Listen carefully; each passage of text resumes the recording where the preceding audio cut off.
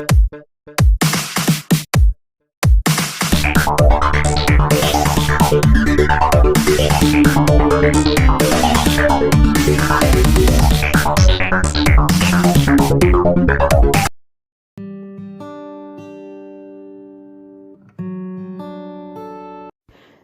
class 8, I am Prashant, a teacher of English from Sunbeam Convent School, Buxar.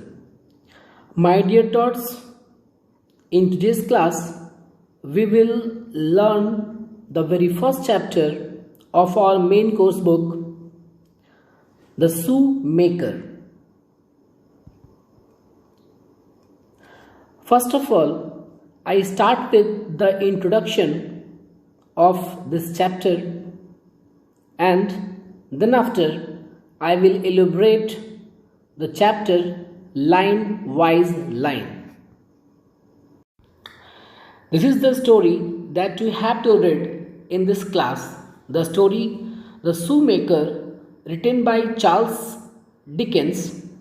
It is a historical novel set in London and Paris before the French Revolution. At the time, there was a separation everywhere in the French society. Common men and women were living a very difficult life. In this story, Dickens has described the pathetic condition of a man who was a doctor by profession, but after spending long years in the prison, and it was supposed of 18 years in prison, he lost all his senses, memories, and his family also. This is the story that dealt with the discovery whether the shoemaker meets his family again and recovers his senses or not. Now it's time for explanation. Be ready for that. Today I will explain the first page. Let's get started. Said Monsieur Defarge, looking down at the white head that bent low over the shoemaking. It was raised for a moment, and a very faint voice responded to the greeting, as if it were at a distance. Good day. Now see the hard words. The first word is Monsieur, a title or form of address that we use to address someone. It is a French greeting. In Hindi we can say Mahasay or Sriman. The second word is faint. It means weak. Now see the explanation. One day means one morning, a stranger whose name is Monsieur Defarge met a shoemaker who was making shoes, and he was busy bending over the shoes. Said him, "Good day," but the voice was so faint or weak in such a low degree that it seemed that he was sitting at a distance. You are still hard at work, I see. After a long silence, the head was lifted for another moment, and the voice replied, "Yes, I am working." The faintness of the voice was pitiable and dreadful.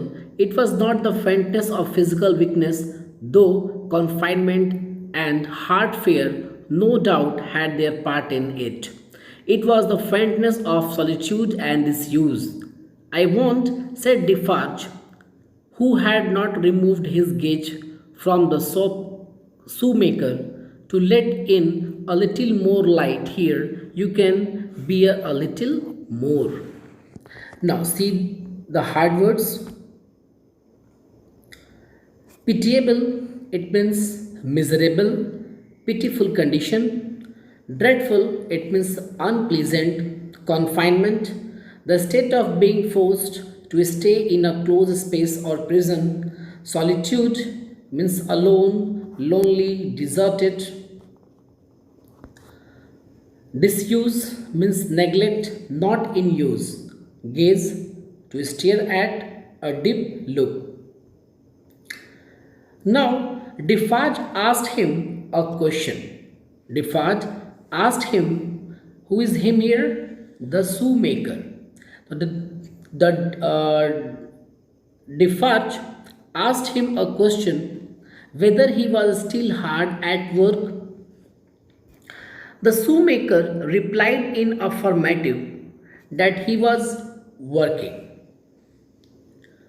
But this answer did not come quickly, and for that he took a long pause and then lifted his head for a moment and answered, "Yes, I am working." The weakness of the voice was so pitiful, miserable, and very poor tone, and it was not due to his physical weakness, but it was due to being isolated from society, and that was the great reason of that why he was faint. It was due to his loneliness and negligence. Defarge, without removing his deep look from the shoemaker, it means that Defarge stared the shoemaker continuously, and he told him to lit a more light there. He requested him to lit more light there. Why? Because perhaps there might be darkness, perhaps there might be darkness, and he was not able to see anything in the darkness. Defarge wanted to see the condition of the shopkeeper, so he requested him to open the door a little more, as he could not bear a little more light because light does not cost much. Now, next paragraph. The half open door was opened.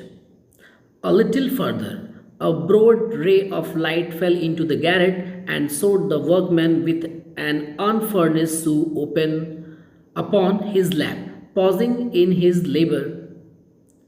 His few common tools and various scraps of leather were at his feet and on his bench. He had a white beard, raggedly cut, but no very long, a hollow face, and exceedingly bright eyes. His yellow rags of shirt lay open at the throat and showed his body to be withered and worn. He and his old canvas frock, loose stockings, and all his poor tatters of clothes had in a long seclusion from direct light and air faded down to such a dull uniformity of parchment yellow that it would have been hard to say which was which. Now see the hard words. Garret. It means top floor or attic room. You can also say storeroom. Unfurnished. It means not in good condition. Scraps, pieces or fragment. Raggedly. It means worn out, hollow, a feeling of emptiness. Exceedingly, extremely. Rag, a piece of old clothes. Withered, wrinkled.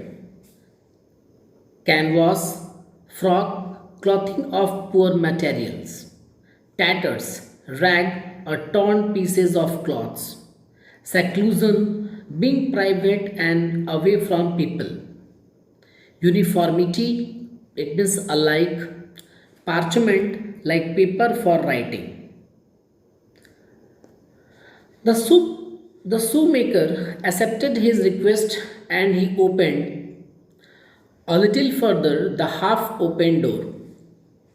Now the light came into the storeroom or the attic, and after that the things were visible. And what Defarge saw that the shoemaker was busy in making a shoe that was not in good condition. He had stopped his working.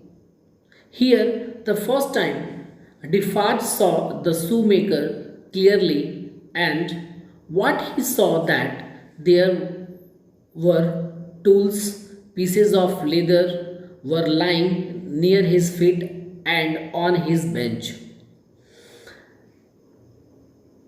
Defarge wanted to see the face of the shoemaker. He wanted to see the condition, so he requested him to lit more light to open the door that was half opened.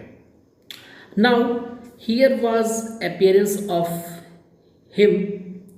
appearance of shoemaker, how he was looking. Here the author has explained the shoemaker who had a white beard and worn out rug clothes. Rug means old clothes, tattered clothes. That was not so long.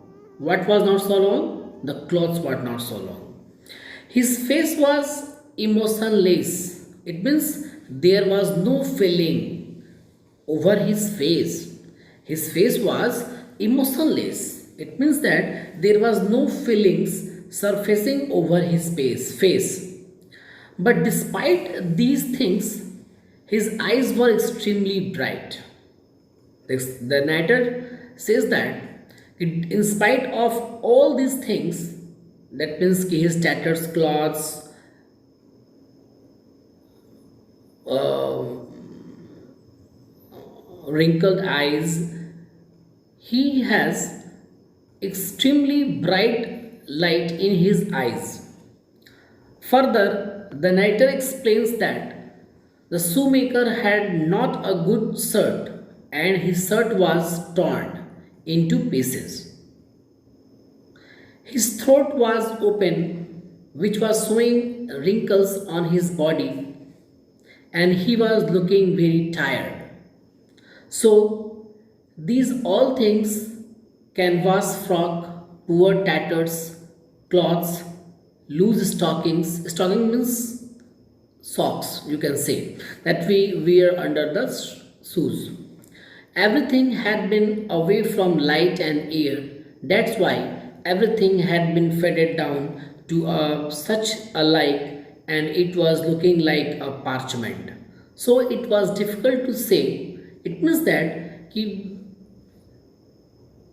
since the cloths of shoemaker did not get air and light since a long time, they had been faded down